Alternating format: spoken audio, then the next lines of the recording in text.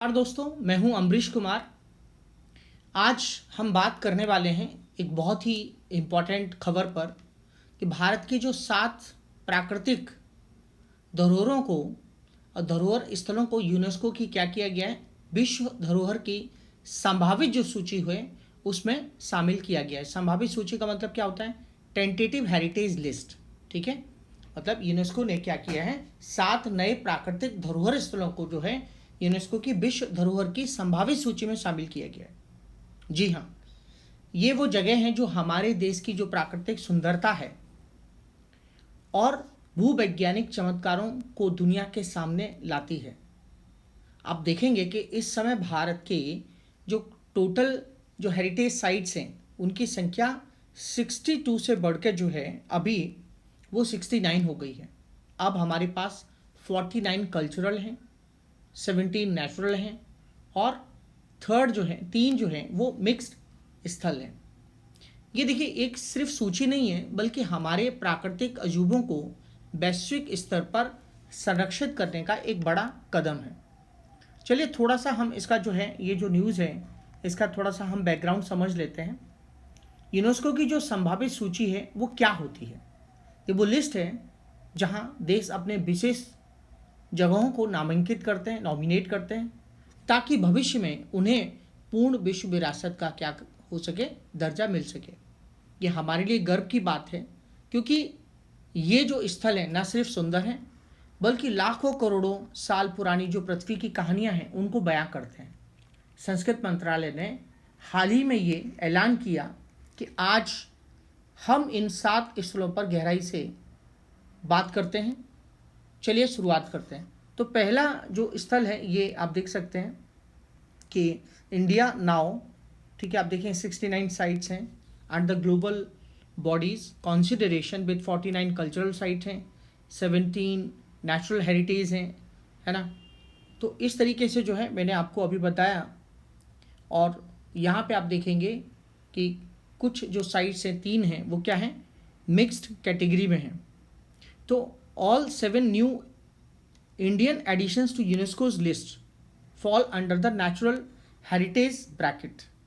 तो हम देखते हैं यहाँ पर कि ये कौन कौन से हैं। तो सबसे पहले आप देखेंगे, आपके स्क्रीन पे आप दिख रहा होगा, तो सबसे पहले आपका महाराष्ट्र का जो पंचगनी है और महाबलेश्वर में स्थित जो है डेक्कन ट्रैप। वाह क्या जगह है ये! दुनिया के सबसे अच्छे संरक्षित लावा प्रवाहों का घर ये डेक्कन ट्रैप का हिस्सा है जो कोयना वन्य जीव अभयारण्य में है। मतलब यहाँ पे आप देखेंगे कि यहाँ पर जो है कोयना वन्य जीव जो है कह सकते हैं सेंचुरी है और ये जो अभयारण्य है पहले ही यूनेस्को की लिस्ट में है। आप देखेंगे जो कोयना वाइल्ड लाइफ सेंचुरी है ये पहले से ही यूनेस्को की लिस्ट में है। कल्पना कीजिए लाखों साल पहले ज्वालामुखी विस्फोट से बने ये विशाल लावा के मैदान। अगर आप ट्रैकिंग पसंद करते हैं तो यहाँ की जो हरियाली है और जो भूवैज्ञानिक चमत्कार हैं आपको बहुत मंत्रमुग्ध कर देंगे। ये जगह बताती है कि पृथ्वी कितनी गतिशील है। अच्छा, अब हम सेकंड देखेंगे तो सेकंड है कर्नाटक के सेंट मैरी द्वीप की समूह की जो है भूवैज्ञानिक विरासत।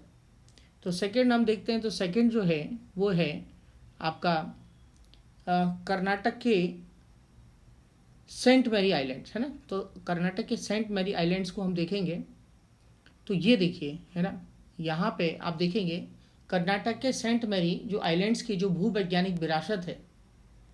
ये जो द्वीप हैं अपने दुर्लभ जो है स्तंभाकार बेसाल्टिक चट्टानों के लिए मशहूर हैं। ये लगभग 85 मिलियन साल पुराने हैं। ये उत्तर क्रेटेशियस काल के हैं। सोचिए, डायनासोरों के ज़माने की चट्टानें। यहाँ की संरचनाएं इतनी अनोखी हैं कि वैज्ञानिकों के लिए एक खजाना है। अगर आप बीच लवर हैं तो ये द्वीप आपका इंतजार कर रहे हैं। लेकिन याद रखें, ये सिर्फ घूमने की जगह नहीं है बल्कि एक इतिहास की किताब है।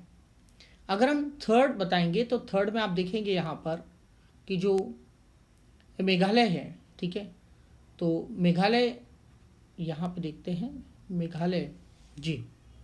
तो मेघालय जो है ये मेघालय की जो युग की गुफाएं हैं है ना। नाम कितना ही रोचक है, देखिए आप, विशेष रूप से मावुलू गुफा, जो होलिशीन युग में मेघालय युग का वैश्विक संदर्भ बिंदु है।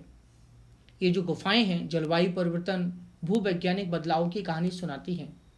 मेघालय की बारिश और हरी भरी वादियाँ वैसे तो मशहूर हैं, लेकिन इन गुफाओं में घूमना जैसे समय में पीछे जाना हो। एडवेंचर प्रेमियों के लिए बहुत ही परफेक्ट है, लेकिन सावधानी से, क्योंकि ये नाजुक पारिस्थितिक तंत्र है, फ्रेजाइल इकोसिस्टम है। उसके बाद फिर हम देखेंगे कि जो नागा कह सकते हैं कि नागा हिल्स जो हैं, नागालैंड की नागा हिल्स हैं, है ना। ओफियोलाइट ये क्या है? ओफियोलाइट चट्टानें जो महासागर की परत को महाद्वीप पर उभारती हैं, ये टेक्टोनिक प्लेटों की जो गतिशीलता दिखाती हैं। ये नागालैंड की पहाड़ियाँ न सिर्फ सुंदर हैं, बल्कि वैज्ञानिकों को मध्य महासागरीय रिज की गहराई समझाती हैं।